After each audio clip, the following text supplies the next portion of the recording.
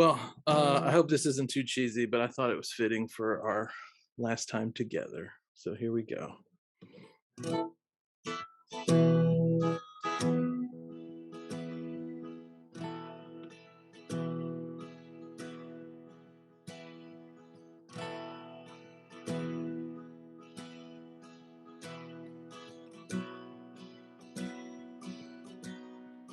When I look in your eyes, it's like watching the night sky or a beautiful sunrise.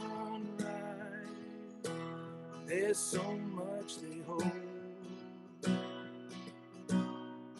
just like them old stars.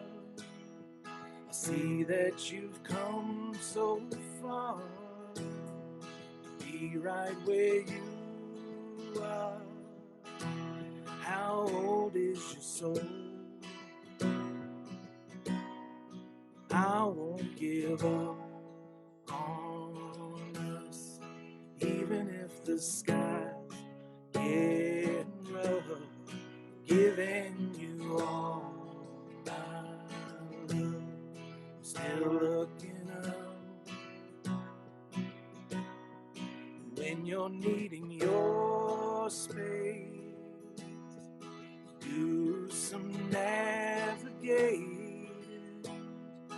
I'll be here patiently waiting, see what you find.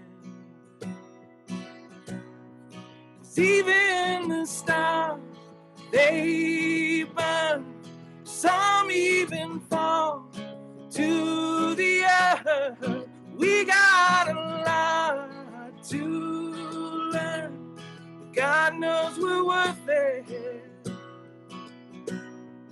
I won't give up. I don't want to be someone who walks away so easily. I'm here to stay and make the difference that I can make. The differences do a lot to teach us how to use the tools and gifts we got. Yeah, we got a lot at stake. In the end, you're still my friend. At least we did intend for us to work. We didn't break, we didn't burn. We had to learn how to bend without the world caving in. I had to learn what I got and what I'm not and who I am. I won't give up on us, even if the skies get rough. Giving you all my love, I'm still looking up, still looking up. I won't give up on us. God knows I'm tough enough. We got a lot to learn. God knows we're worth it. I won't give up on us, even if the skies get rough. Giving you all my love, I'm still looking up.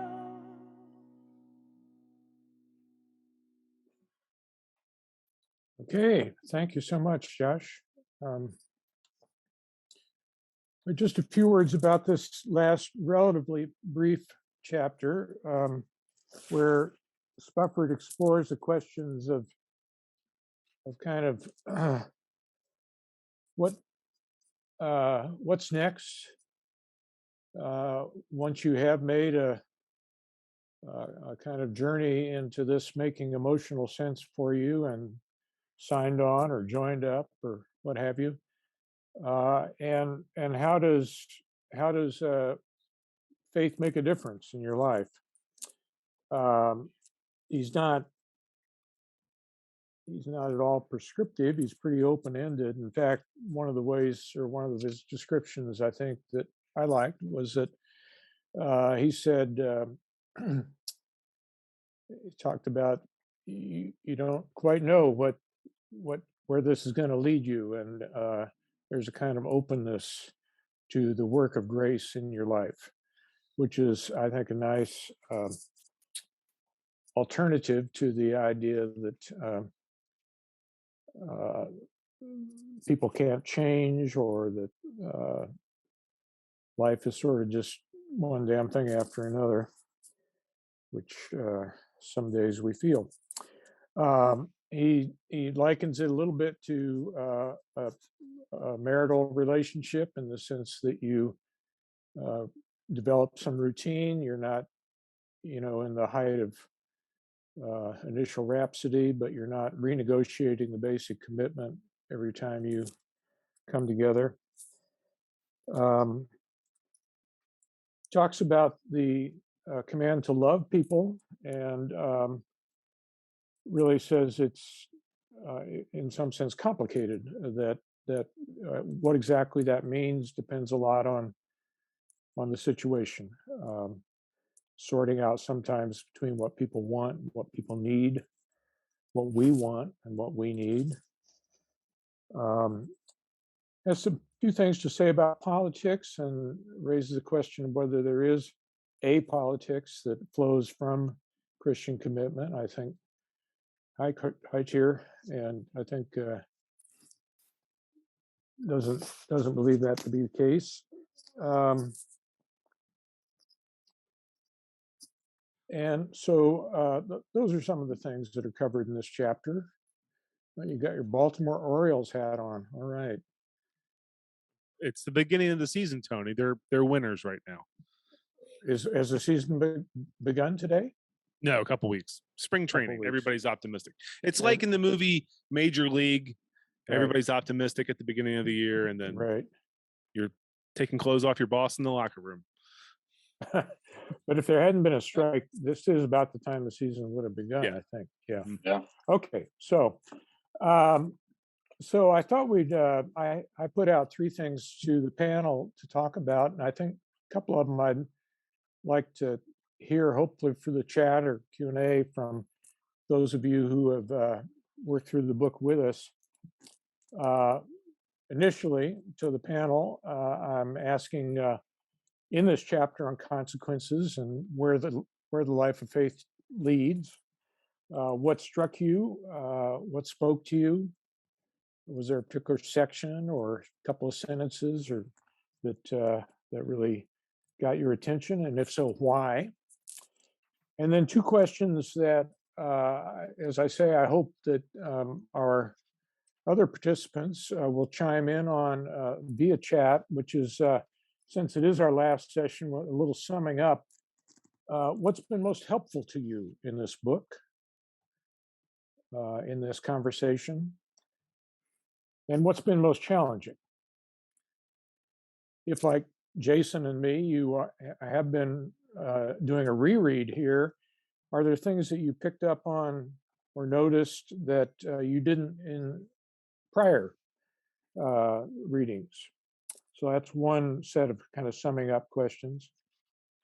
Another one is, it's been 10 years since Spufford published this initially in the United Kingdom, a little later in the US. How in that decade, he has a lot of cultural references in there to kind of what was called the new atheism. I guess it's middle-aged atheism now.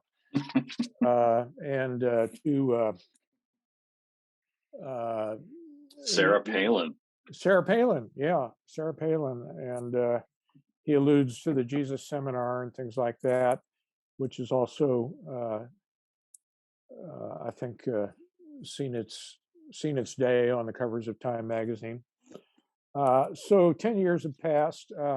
What do you think has changed in those 10 years in the relationship between, or the interface between Christianity or the church and the culture? So those are the questions I put out there for everybody. And as I say, I hope that some of you who are not on the screen will chime in on those summing up questions. I'll review them as we go on. But let's turn to my first one, which was of the thoughts and observations that Spufford offers here about life after coming to some faith or coming to the idea that Christianity does make emotional sense, that it speaks to your heart, speaks to your emotions. Uh, what's next? Where does that lead? What of his thoughts there particularly struck a chord or spoke to any of you? Whoever would like to go first, please do. And if you don't, I'll call on somebody. On Okay, my Tara. page 210, towards the top of the page, Spufford wrote, "It's a messed up world inhabited by messed up people."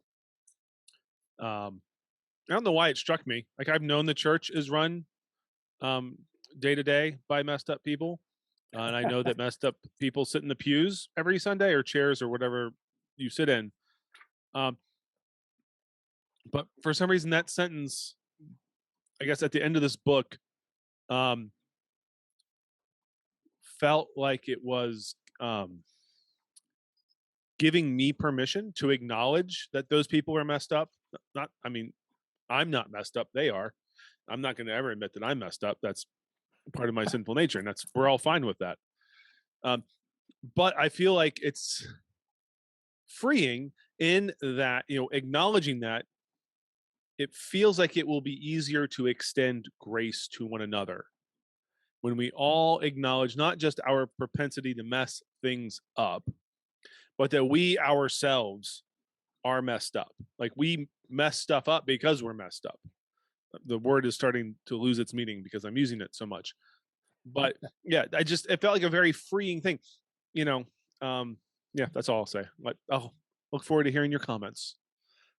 Well, I think that's I think that is freeing, and it's so different than the way that people sometimes take really what we've called the doctrine of sin or original sin.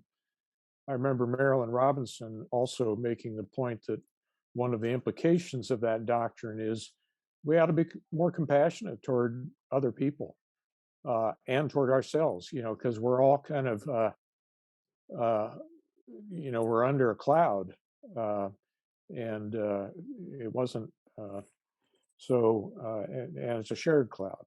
Yeah, thanks. Josh?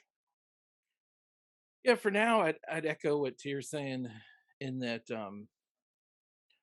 Spufford is a different voice that is beating a similar drum that is resonating in my heart for the last decade. He calls it Huppafatu. Others call it low anthropology. Hauerwas will say that even naming something as sin is a moral accomplishment, because you only can give name to it as you're coming through it. Like, you can recognize it before. And so like I said, over the last decade, it's just been this crumbling sense of the persistence of sin, but even more the persistence of grace. I gather there wasn't a particular passage that you wanted to bring up.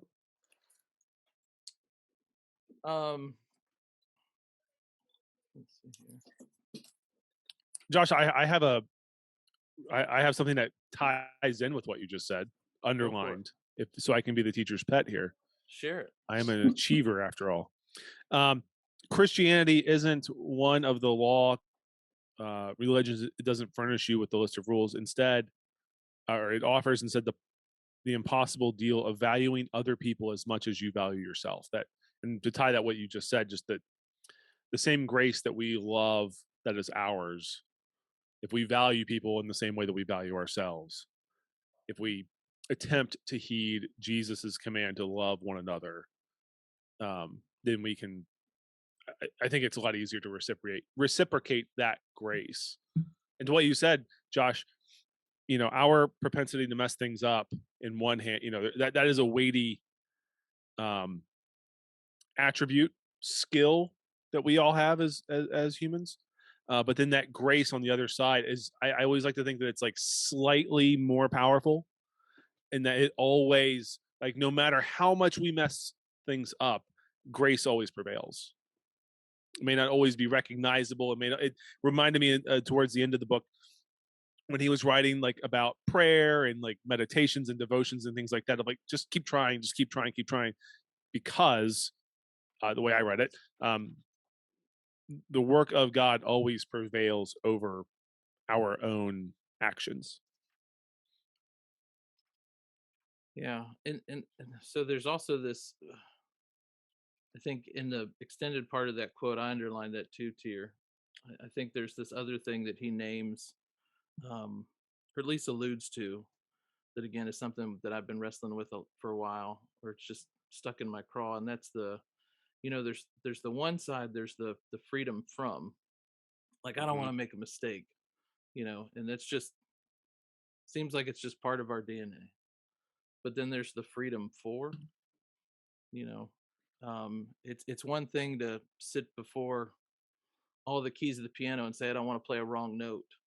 But it's another thing to say, well, today I'd like to play something from Bach, and just have the ability, the freedom to put my fingers to the keys and let them do that. And there's this tension of both naming and an awareness of my human propensity to mess things up, but also that grace to receive myself and to afford other people, because we're all in the same thing together to greater or lesser degree. Tommy, was there a portion of this chapter that particularly spoke to you? Yeah, there are a couple, kind of along the same lines as what Josh and Tier are saying. On my page 207, about a fourth the way down, he says, we're not supposed to look away from people, but towards him. In fact, we are commanded not to. We are supposed to look for him in each other's faces, and to love specifically, concretely, with the largest and most generous and, of course, most curious sense of the other we can possibly manage. I really liked that. And then the other thing was on page 205, towards the bottom, he says, and so as with any commitment, there are times when you notice the limit on your theoretical freedom more than you feel what the attachment is giving you. And then it tends to be habit or the awareness of a promise given that keeps you trying. I feel like that kind of sums up at least my faith journey, if you will, like that, that God makes an elusive lover is the next line in there, but just the, there is a, a limit sometimes, and you kind of got to push into that, but yeah. You, Jason? I mean, well, related to what Tommy said, I think one of the things that I value about this book is that Spufford is there's a difference between faith and conviction, right? That there's a fleetingness. So if the Christian tradition is correct and faith is a gift, then of course God is an elusive lover, and there's going to be a fleetingness to your faith. And those, like in a marriage, right? The feeling of eros is going to come and go after you've been married for a while. And so what I think he does a good job in this book of saying that, like, okay, well, faith is not going to be a constant in your life, but it's more like an emotional disposition towards the world.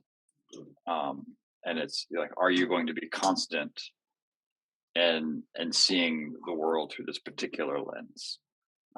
So I do like that, because I think it's true. In terms of what spoke to me, Tony, starting at the bottom of my page 213, this, because I think this is just where we're all living. Whatever the Christian conservatives in America say, there is no one set of rightful opinions that follow on automatically from your belief. If you have signed up for the redeeming love of God, you really don't have to sign up too for low taxes, creationism, gun ownership, the death penalty, closing abortion clinics, climate change denial, and grotesque economic inequality. You are entirely at liberty to believe that the kingdom would be better served by social justice, redistributive taxation, feminism, gay rights, and excellent public transport. You won't have the authoritative sanction of the gospel for believing in those things either, of course, but you can. Manifestos can be built on Christianity, but Christianity itself is not a manifesto. And then he goes on to talk about his particular discomfort with Sarah Palin, and yet he still has to see her as a sister. And I think one of the, and so Tony, as a pastor, you'll and you've done like church leadership stuff, that we exist in a post-Christian culture where a lot of Christianity today is getting kind of repurposed as a spirituality or as a set of practices or as a political sort of kingdom movement. And as over and against all of that, what Spufford's really doing is he's not even so much making a case for Christianity, he's making a case for St. Augustine.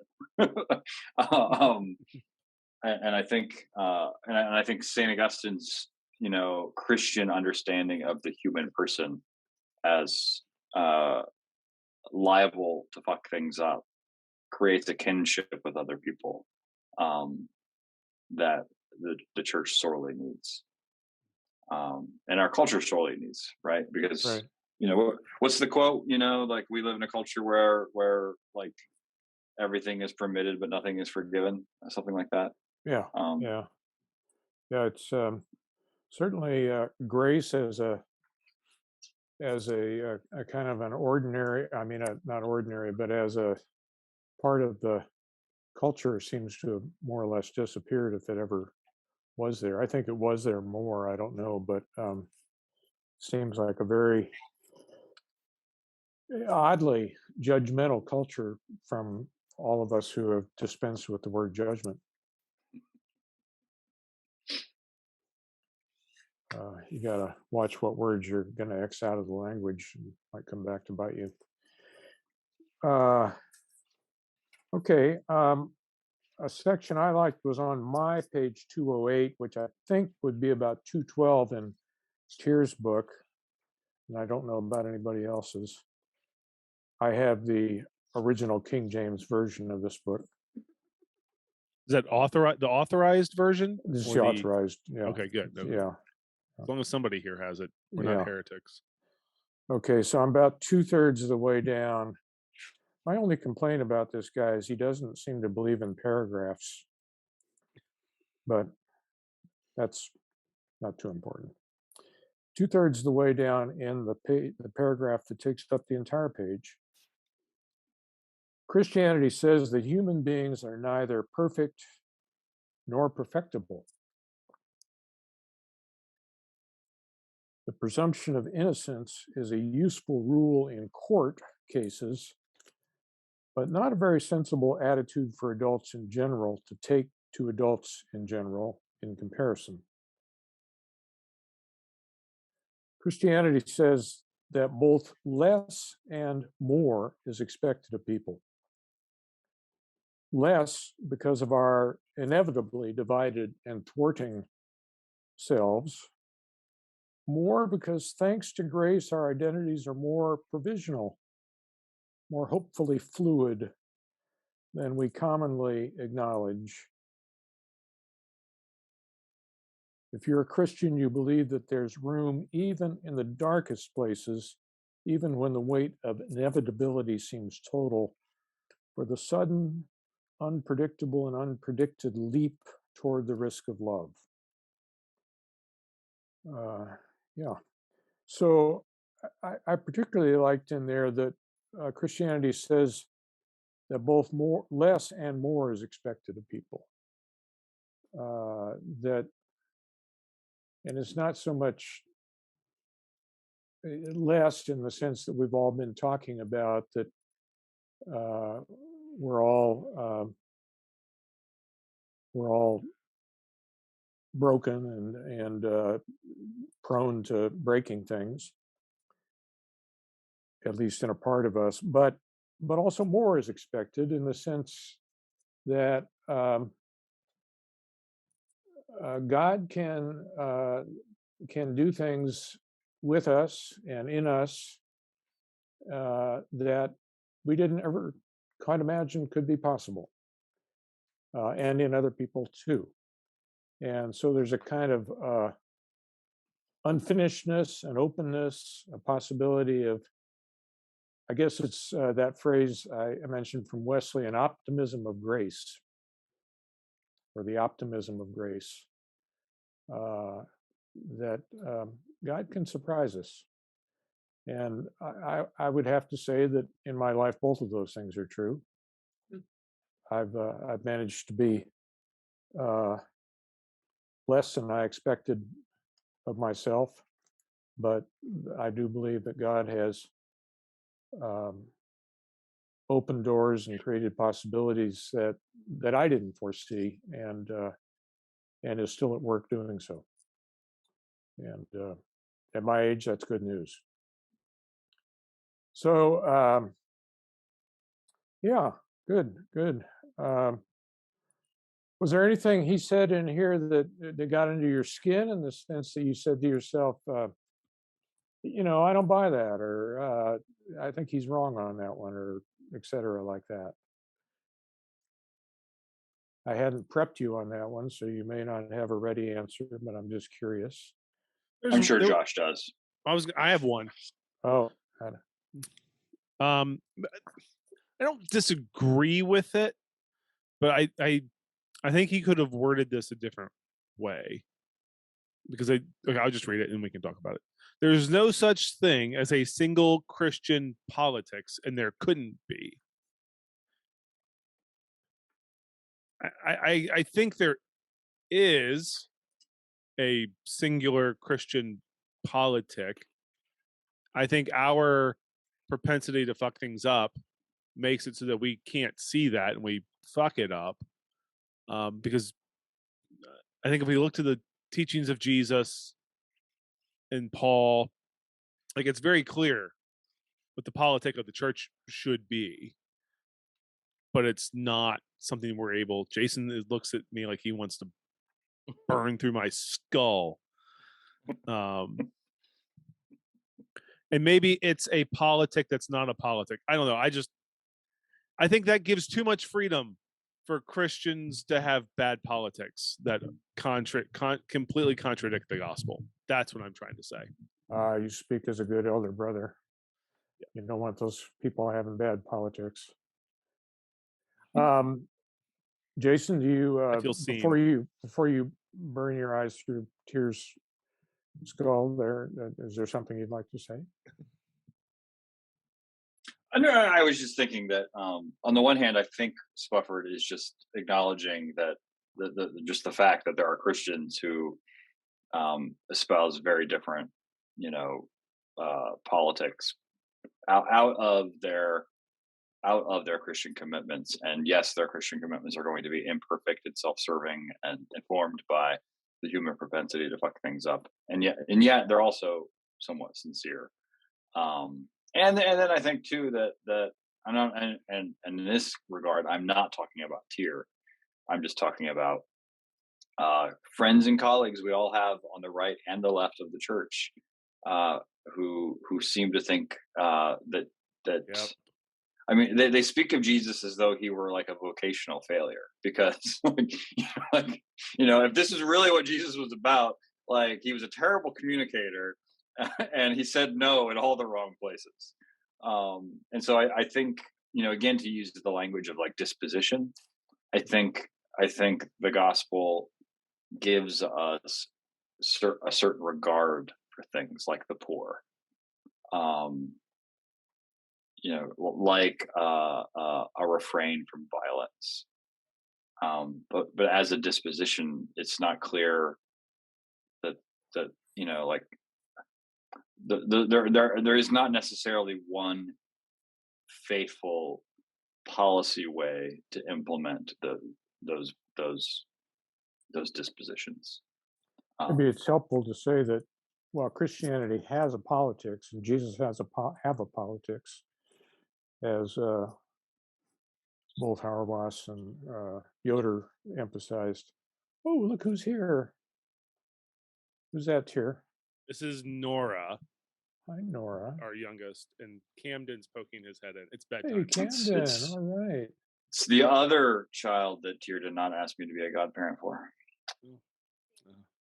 He had twice. He had two. Two chances. And I chances. said no. You know, if you guys would process your personal relationship That's why we started this But- podcast, Tony, was so that we could work, to do that. work out our Okay. grievances publicly. Okay, good. But, Uh, but, but- but okay, you well, what I mentioned was going to say was, no, I refuse to be interrupted, was, except by Nora and Camden, was that Christianity does have a politics and fosters certain dispositions, but it's not a partisan politics. It's not a party politics. It doesn't lead to being a Democrat or a Republican necessarily, or a socialist or a nationalist, or even a Christian, what do they call those in Germany? Christian Social Democrats.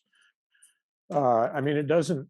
It is not captured in a as you say a policy agenda or party platform. We're not There's given no- a new list of rules. Yeah. well. Right. So Tony, like what? So I was thinking two things when you started talking about Hauerwas. So on one level, a lot of the talk about Christian politics, it presumes that we live in a Christian culture, a Christian nation. And Spufford is very intentionally, even 10 years ago, writing out of a much different context. And then I was also thinking that, I think you can take his Augustinian human propensity to fuck things up, raising original sin to this prominent place in Christianity. And you can use that to assess how Christians apply their faith to politics, right? And so, we all probably saw the news last week about Clarence Thomas's wife texting Mark Meadows and other people in the administration. And there was language in those texts about the King of Kings and good versus evil. And so if you take the doctrine of original sin seriously, then one way you can know that you're misapplying your faith to your politics is that if there is just absolute certainty in your political assertions and this assumption of a black and white, good versus evil, righteous versus unrighteous fight, and you're on one side of it, rather than saying, oh my gosh, I wonder how I'm getting things wrong right now. So that's one way you can use what Spufford's doing to discern how faithfully, your Christianity is being applied to the public square. It should be chastened by the. Little like Anne Lamott's line, if you find that all of your enemies and all of God's enemies are the same, you might want to rethink that or take a look at it. Okay. He says that we're not given a new set of rules. But he doesn't say that we're not without boundary markers. We're not without space to say, you can't do this, right? He says a little bit further, he says, you can't be a Christian and hold that the ends justify the means. You may not declare it to be a virtue to inflict suffering so that good may come of it. That's flat out incompatible with the commandments to love. And I think that's so part of what you were talking about, Jason, in what was in the news cycle is giving ourselves permission to deceive others and deceiving ourselves in the process about who God is, who we are. And so I think there's definitely bounds to it, but there's so much freedom within it. And I think that's back to that thing with Tyr with the Christian politics is I think he's trying to foster a sense of humility. That anytime I, have a sense of certainty about who I am and what I'm about, then it just shows me what my blind spots are. and to be able to have brothers and sisters who are different from me, to be open to that. To go back to what Tommy was saying, that we're not just invited to, but we're encouraged to see God in the face of our neighbor, right? To spend time with somebody who's so different than me, and to find what shines through, that what's of God there. Um, that that helps me hold things more gently, with less certainty, but it's a much better place to be. I guess Like, that's what I was trying to say earlier with like my politicking. Get living 2 miles outside DC. This is politics. Just seems natural to talk about, but like viewing people the way Josh just described, that changes the way we engage in politics. So maybe there's not a necessarily Christian politic, but there is a way in which Christians can engage in politics, the practice of uh, that reflects more of the gospel and even the emotional encounter that all of us have had with Christ, and is less focused. And in doing that, we are less focused on ourselves. Well, to So, go back to something Tony said earlier, it feels like we're in a really judgmental time, which isn't new, but we can sense the absence of something, right? So politics comes from polis, which used to mean like the common good. What? How are we going to treat one another in this space? And in this season, again, not nothing new, but where we find ourselves, it's less about the common good and taking into account people who may have different convictions or different understandings than I do, and having space for both of us, but it's my side winning. And that's just power over somebody. And there's no one of the clearest places that comes in relief in the scriptures is somewhere I was just last Sunday. And that's Pilate is there trying to wash his hand of this whole affair, saying, "This is your problem, not my problem. I don't want to deal with this. But I'll let you all decide. Do you want Barabbas or Jesus?" Right?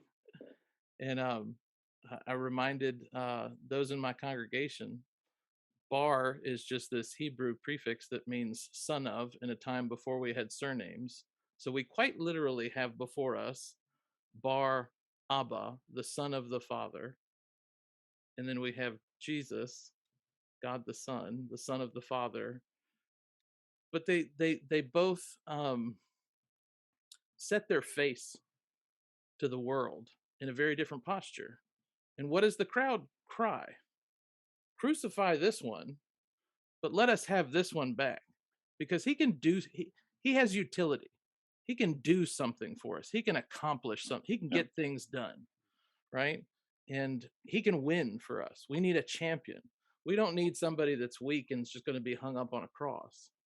But Jesus shows us truth embodied. So what does that reveal to us about ourselves when we want nothing to do with the truth, and we just want the utility of someone enabling what we want when we want it? Well, I'm glad that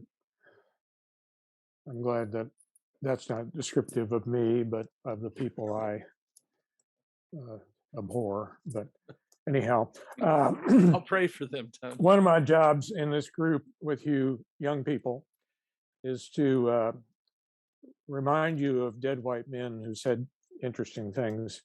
One of whom was H. Richard Niebuhr, the less well-known of the Niebuhr brothers, who said, he taught theology at Yale. He said, as Christians, you must take your stand and pray for forgiveness, which I think kind of catches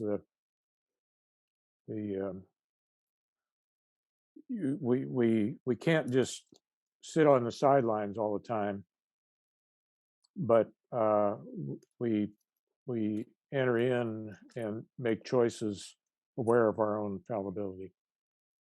What's something that Spufford says in this chapter, Tony, that I find refreshing, and it's a contrast to something else I'm reading now with a group of friends. I'm reading James Baldwin's The Fire Next Time. Hmm. And one of the things he gives voice to is that he always equated the church with sanctuary, with safety, right? The world's out to get you. Some people are looking for their gimmick to rise above the fray, but the church is the place that you could run and find safety. One of the things that Spufford says in here is that we've used safety as an excuse, and if risk is not a part of our Christian discipleship, something drastic's missing. Now, I think, that you got to qualify that, you got to describe that. There's a difference in just being risky for risk's sake. But if we're just seeking safety, if we're just seeking comfort, rather than going out and trying things and trying to put feet to our faith, what are we doing? Maybe a sociological variable to that too, in the sense that the church providing sanctuary and safety, if you're an African American, may be really important. If that's all it does for you, if you're a white privileged American, you may be missing something crucial. Okay, let's move on to those questions I suggested as kind of summing up. So I'm going to ask you to kind of step back, as it were, from this particular chapter. If you want to reference it, that's okay. But I have the whole book in our purview here, where we began with Unapologetic and how he was preparing her for when his daughter would find him an embarrassment for being a Christian, all the way through the crack and everything, and the HBTFPTU, and his reflections on God, and then theodicy, and then Jesus, and then a little more on Jesus, and then last week's on the church. Are there particular things in here that, through the course of our reading and conversation about it, that have been really helpful to you, or that have been challenging to you? And again, I'd love to have those of you who are listening in with us and who've also been with us in this endeavor, respond to those questions too on chat. What has been really helpful to you in this book?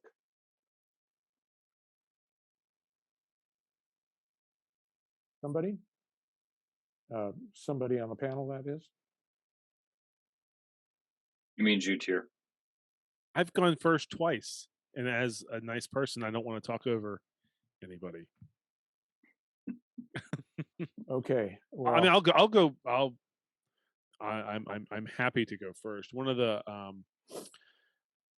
oh gosh, this was from chapter 5. It's page 123, an easy page to remember. is this in the Joshua chapter? Yeah.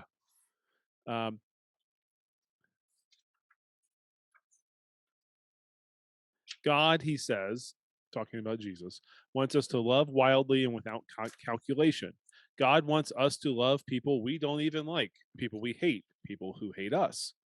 He says this, and he looks away from the familiar faces who are bobbing up and down behind the walls of shoulders in the doorways. He's calling to him, trying to be heard. He isn't going with them. His brothers, his sisters, his mother start the long walk home defeated. When I read that, I underlined it, exclamation pointed it, flagged it. I think as a minister in particular, this line has the potential to reframe somebody's ministry.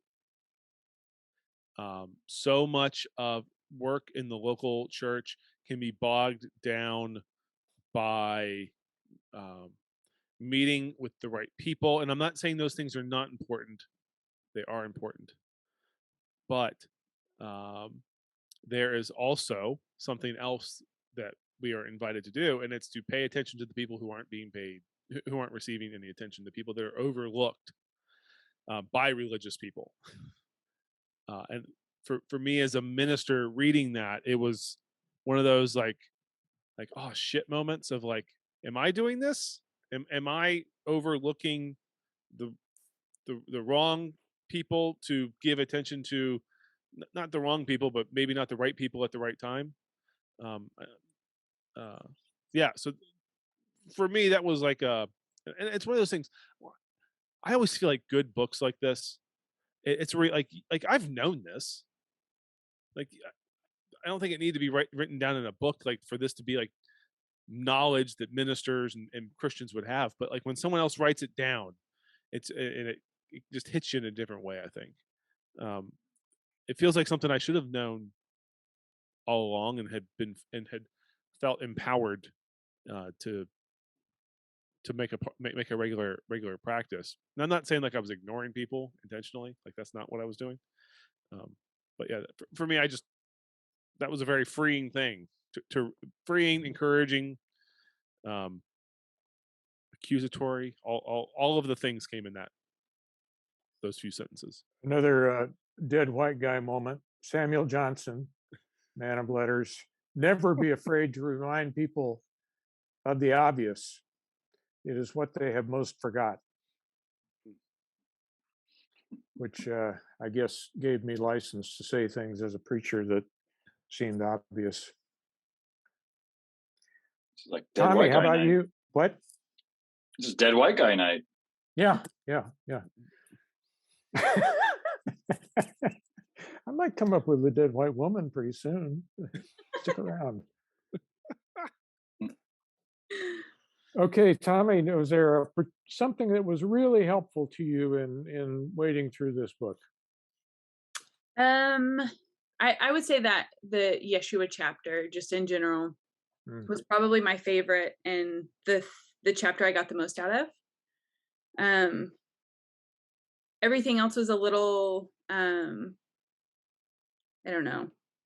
I don't want to be the Debbie Downer of it all, but it was, did answer too many questions that I have. Honestly, I felt like, I know. You said it didn't answer too many of the questions you have. No, Okay. What's the problem with liberals?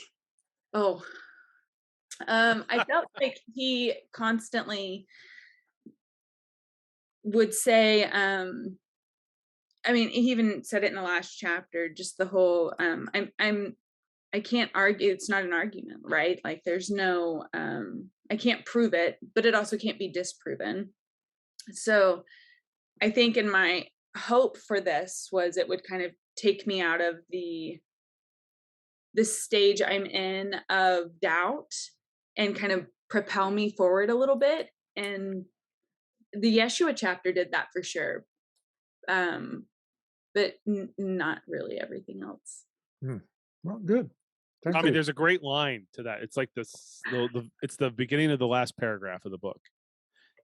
If that is, there is a God, there may well not be. I don't know whether there is, and neither do you, and neither does Richard Bloody Dawkins, and neither does anyone. I thought that was like that reminded me. I did underline that entire paragraph. I mean, I do. Yeah, all right, but like part of the value of this book is that Spufford is showing. So what you described, Tommy, as something other than a life. You describe yourself as being located somewhere other than in a life of faith. But I think if you take Spufford seriously, like the life you share and narrate and experience is the life of faith. Right. Like you're nowhere else in any like. But I would say the making emotional sense wasn't there for me. I guess I should say. Like, I mean, even in the title, like, it still doesn't make emotional sense to me. And I'm trying, but this didn't help that. I mean, I don't know, like the suffering chapter, I actually drew little like concerned faces next to some of the things, just because it's everything I've heard before, and there was not, I don't know, there wasn't the thing that was like, yes, this helps get me through this. Mm. I don't know. Yeah, no, good. Appreciate that. Yeah, I love the tension of so the paragraph you just mentioned, closing the book off with, there is no proving the existence of God. And then is it Big Daddy, where he's describing the scene of being on the hardwood of the pew and having this moment in prayer and having his perception move out to the sounds on the Yep. street and then Yep. back in.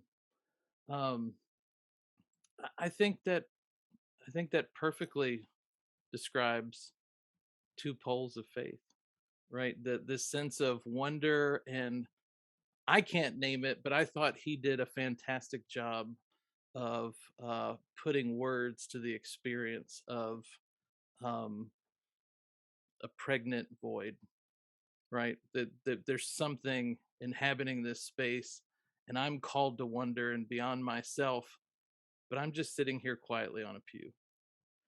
And occupying that space, and also at the same time inhabiting this space of, but at the end of the day, I can't prove any of this, and I don't think I need to.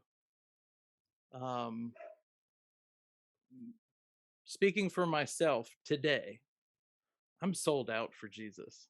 I just find him endlessly fascinating, and I'm in love.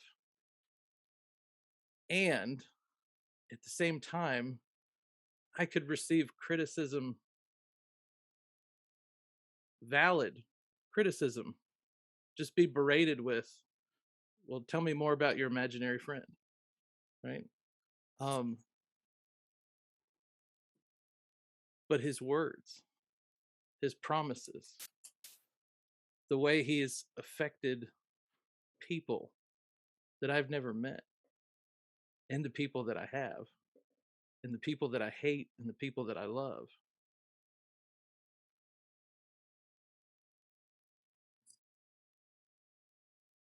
I can't imagine being any other way. But there are times when that feels like, again, in the closing chapter, he describes it like falling in love. There's times when that's ecstasy, and there's times when that's just routine. Agony. There's times when it's agony too.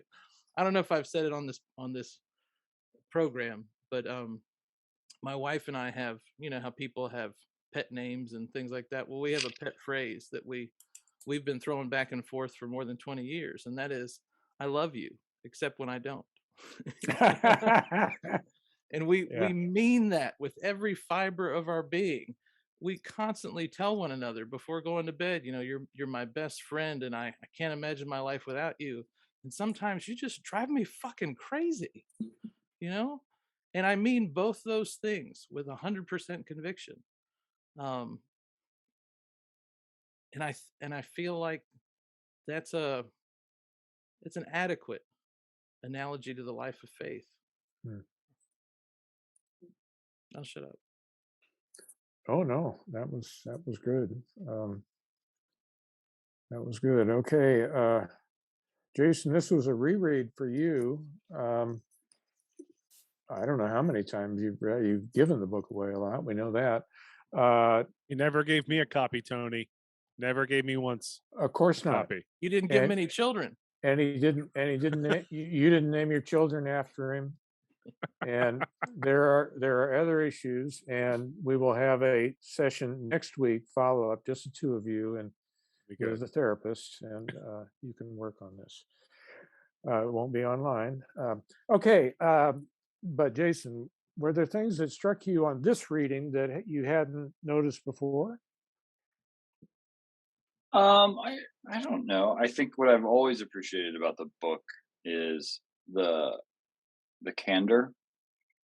And so I think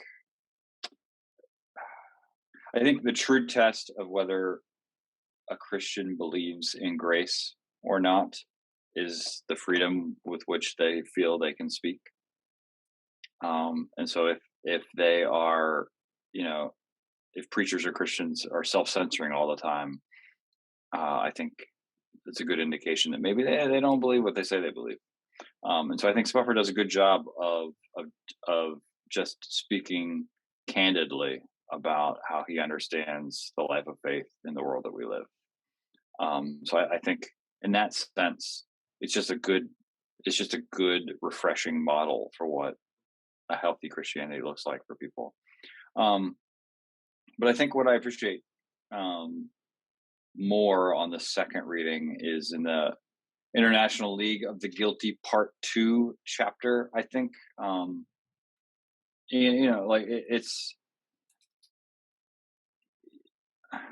so like the new atheist movement is not at the forefront that it was when he wrote this book, but it's instead settled into kind of the nones and done, and the constant critique in social media of Christians behaving badly, Christians collaborating with sin and crime, and like the Hillsong documentary show is on the air right now, and so that like it's and like it's the Russian Orthodox Church is sponsoring an invasion of Ukraine, like so like it just seems like all of these stories of the church's complicity in sin is just ever present. And so I think he does a good job of pointing out in that section of the book that, well, people do bad things and Christians are people. And so like, of course, this is the track record of the church. Of course, this is the resume that Christians have worked up over the centuries. And so I think he does a good, just frank defense of the faith in that section.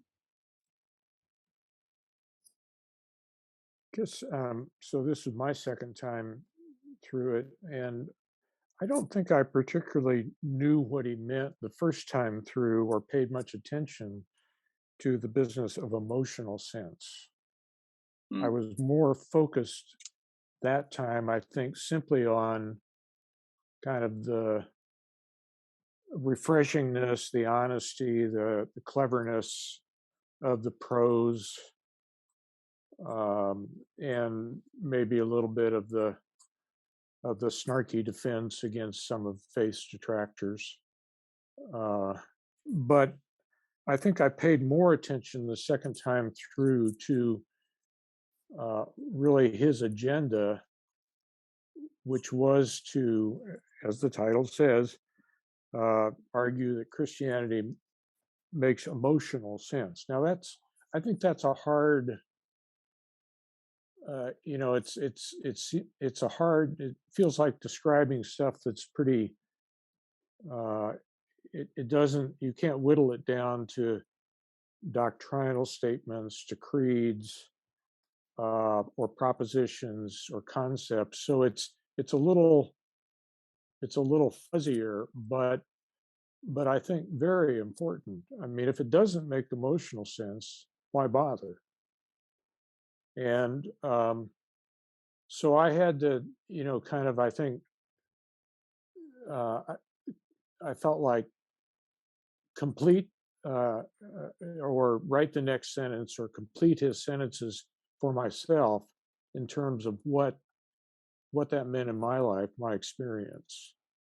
He had described what it meant in his life, and that was helpful.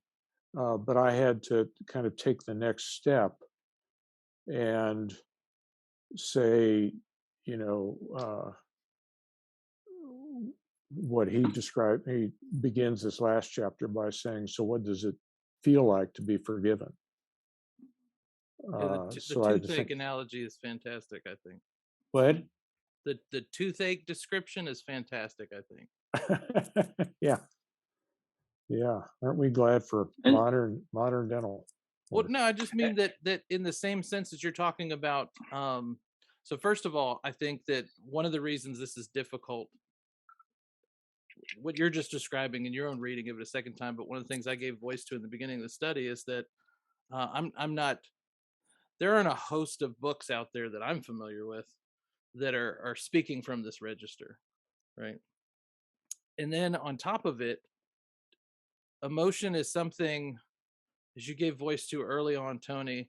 We're not talking about the transitory. We're not talking about feelings. We're talking about this deep well, this deep resonance. And it's something that when you touch that nerve, just like you touch a bad tooth, man, it means everything in that moment, in that season. But when it's gone, I mean, I can reflect on the absence. I could even write a memoir or something like he did and try to give words to that. But I don't think about, I've had a root canal.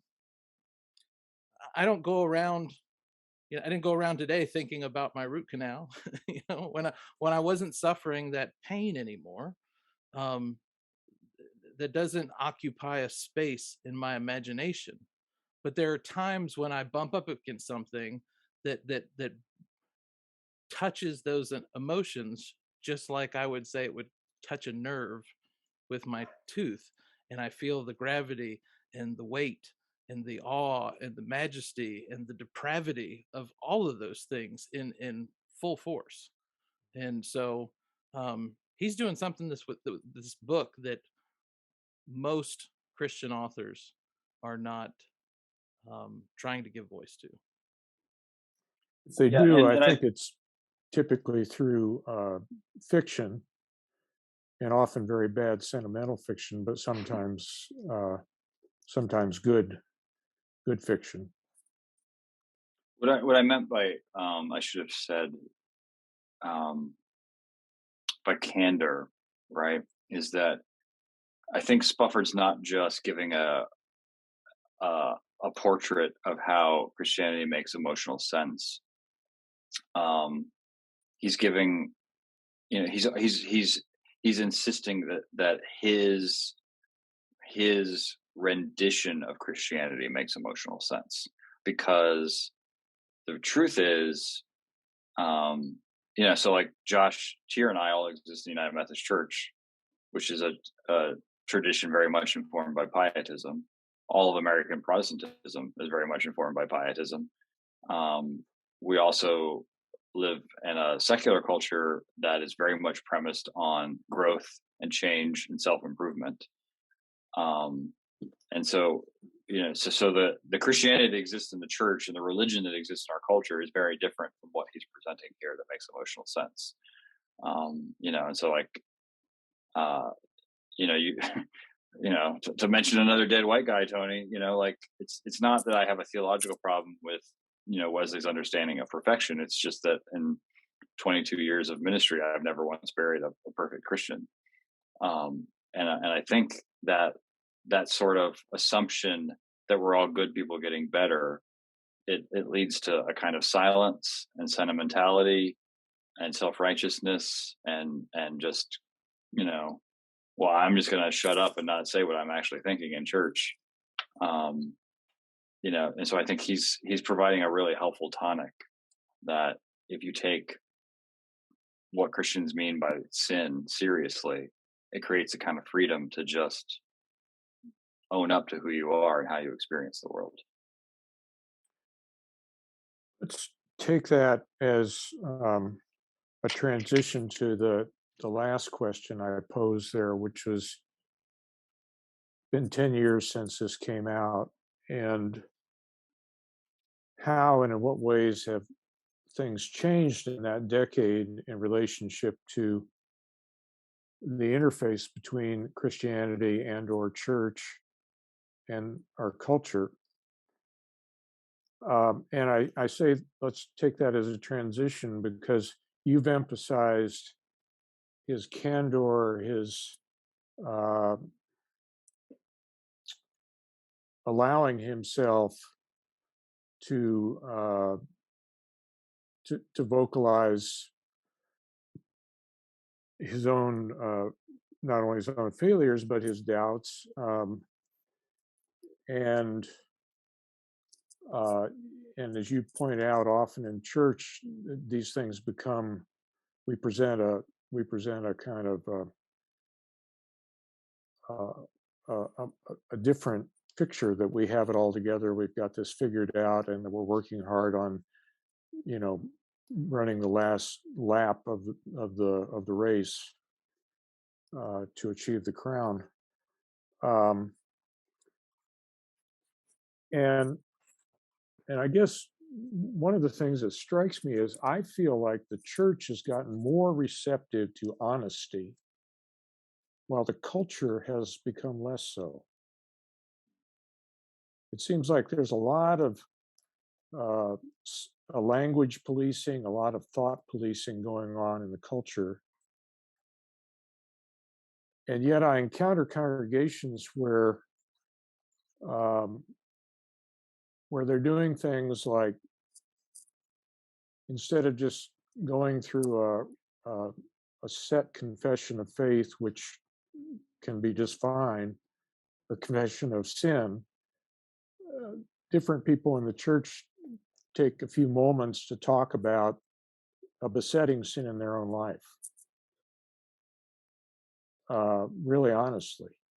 Like, I have a problem with lying, or I have a problem with alcohol, or I have a problem with, whatever. And so I think, to me, and some of that I think is the spillover of the recovery movement into the church, but I think there's less, I think there's more honesty in the church than there was 10 years ago, at least in some churches. But I think there's less room for candor and saying freely what you think in the culture at large. Mm-hmm. What about that? Okay, that was good. Thank you. Well, no, I'll bite. The first thing that came to mind is that the part of the church where evangelical Christianity has become more of a cultural identifier than a religious identifier, I think is the perfect example of what you just said, Tony, of where truth and honesty is not necessarily the most important thing. Within that group, power, influence, and status are more important than honesty. Yeah, belonging. Which nothing can jeopardize like saying what you actually think. And the temptation, I think, for those who want an honest, more honest, version of Christianity is the temptation, like to try to recreate the belonging that that this other group has made at the expense of our own honesty and our own willingness to follow Jesus. That way, there are times when we're willing to kind of like a wink and a nod and let things pass or slide a bit, so that we don't feel as though we are sliding out of the realm of influence, or I would say mostly cultural influence, which is gone by the wayside in a post Christendom world. But I liked what Spufford wrote in this last chapter. He addresses that, and he says it's a freeing moment for the church, to where we don't have to worry. Most of us don't have to worry about political influence and being, arm in arm with whatever empire is ruling the day. I think it was Jason who made mention to this earlier. The Orthodox Church in Russia right now had the chance to be honest, but chose to use the word you brought up, Tony, belonging and influence and connection and all of those other things at the expense of being honest about what was really happening around them, or what they were doing, not just happening to them around them, what they are doing to other people, and using the language of the church, and the language that found in our holy scriptures to attempt to justify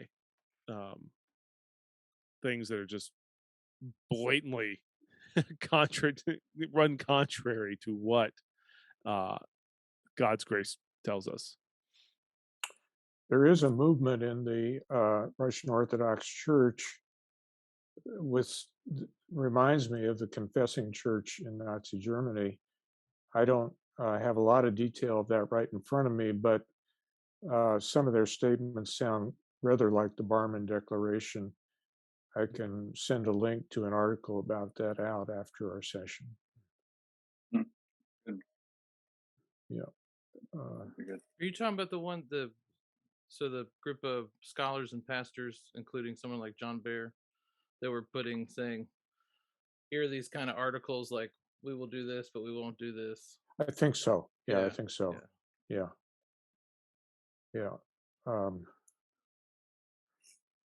Okay. How have things changed since Spufford wrote this book? Anybody? They've sped up. Sped up. Yeah. Well, was Andrew Twitter a thing when he wrote this? Because I feel like Twitter made everything so much better and so much worse at the same time.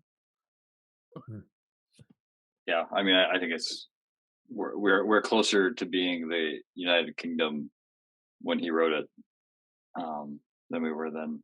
That the secularism of American culture is probably happened faster than maybe we expected 10 years ago. I think that's happened, but alongside that, we've had a much more aggressive alliance between nominal evangelicals and the Trump version of the Republican Party that I think I don't know that's mirrored in any respect in the United Kingdom, but it's certainly a very powerful presence, as you noted in the exchange between Ginny Thomas and Mark Meadows in America and in our political life.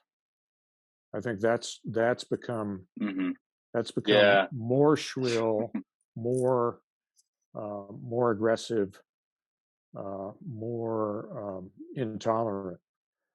So we're more secular with more vibrant replacement religions than existed when he wrote this book. Like, remember when, the example he uses in this chapter is Sarah Palin. Like, remember, when she was the craziest person within the conservative side of the Republican Party, and she was putting lipstick on dogs, wasn't she? Bill, she could see Russia from her house, but I mean, she's had to play the crazy card more to keep up with the trajectory of her competition for airtime.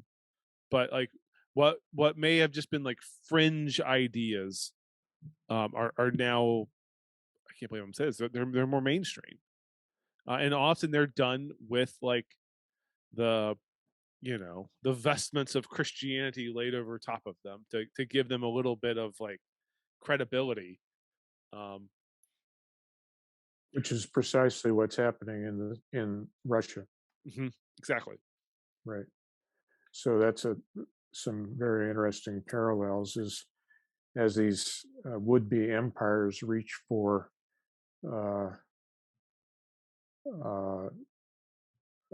more homogeneity of thought, they turn to the church to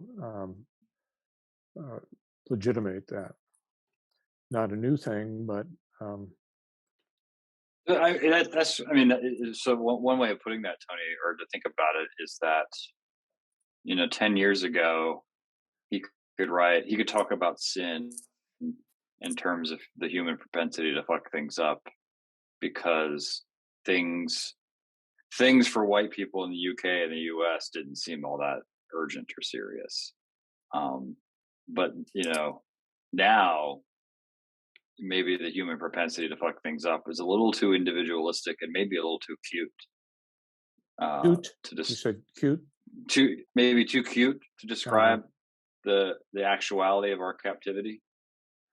Yeah, he does not really talk about the notion of sin, capital S, as a power or dominion. And I think that's for good reason. I mean, he's writing, but it does lend itself to a kind of individualization that may not take sin and death seriously enough, although it has a way, particularly these days from Ukraine, of reminding of its power and presence. Tommy, was there anything that struck you about how things have changed in the 10 years since this book was written? I think kind of just to echo everything that's been said, just the Palin was one thing, but now we have Trump, and which is a huge jump, I feel like. And with him comes a massive following that I don't think many people expected. Especially in my context, a majority of everyone I'm around is a Trump supporter. So it's completely different. And then I would also say just social media in general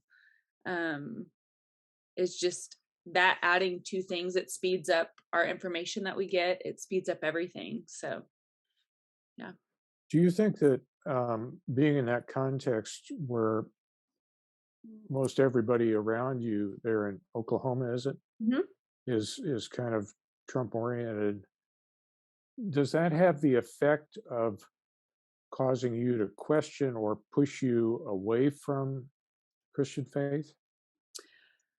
Yeah, I would say it causes a bit of an identity crisis of my neighbor says these things and believes and acts completely differently. So this common denominator that we used to all have of being believers, it doesn't quite match up anymore. I think that may relate to Jason's point about, on the one hand, we see more of the nuns, more of the none and dones, which we certainly statistically is true, but at the same time see a more virulent, mean-spirited version of Christianity. One gives some fuel to the other. Mm-hmm.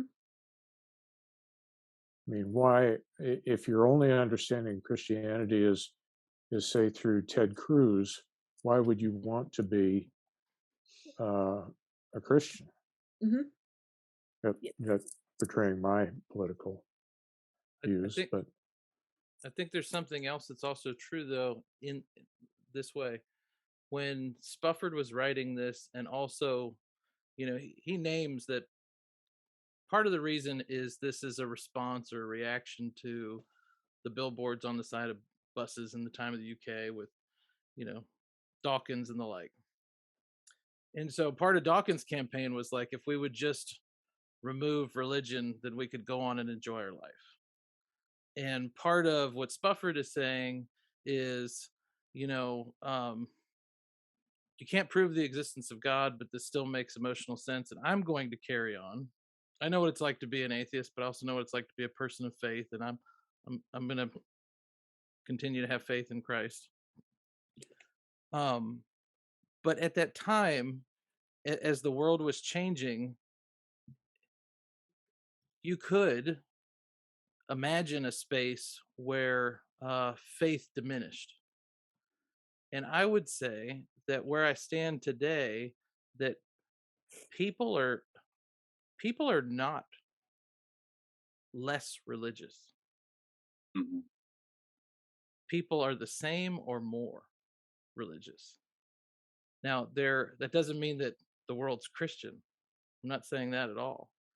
But as much as Dawkins wants to say, let's take this thing that binds people together and do away with it, people are doubling down on the ties that bind.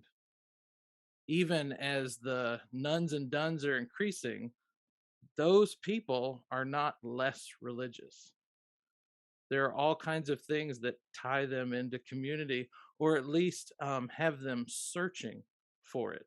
And it may be something as vapid is TikTok, but people are still looking at followers and sharing affinities, looking at the same things, trying to congregate and find community, and they're thirsty for it. There was an article that came out recently that says we're starving. Everybody's in need of forgiveness and nobody's dishing it out. Mhm. But we're still looking for it. We're still looking for it. The culture is interested in it.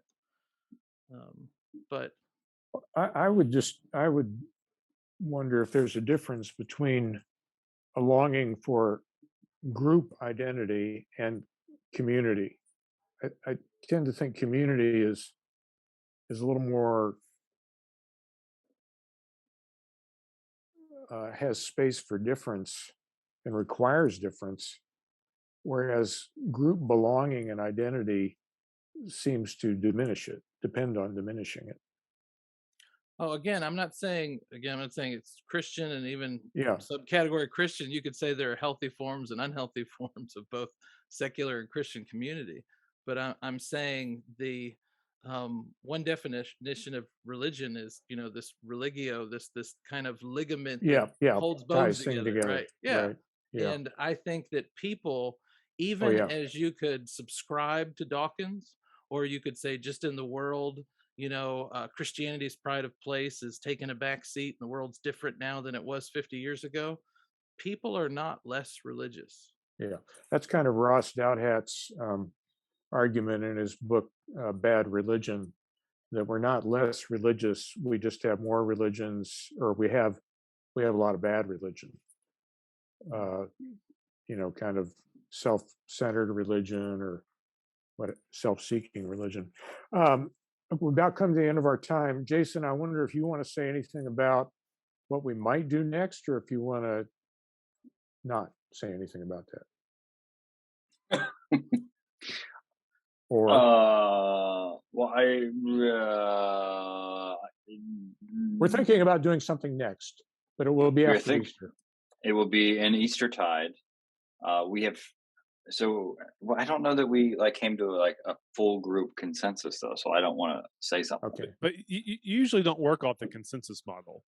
That's true.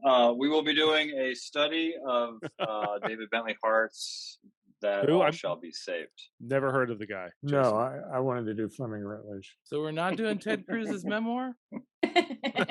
Actually, I would love to do that. Actually, that would be great. Ted Cruz's memoir. Does he have one? So you want to do Fleming? Is that what we're doing? It's called the Cancun Chronicles.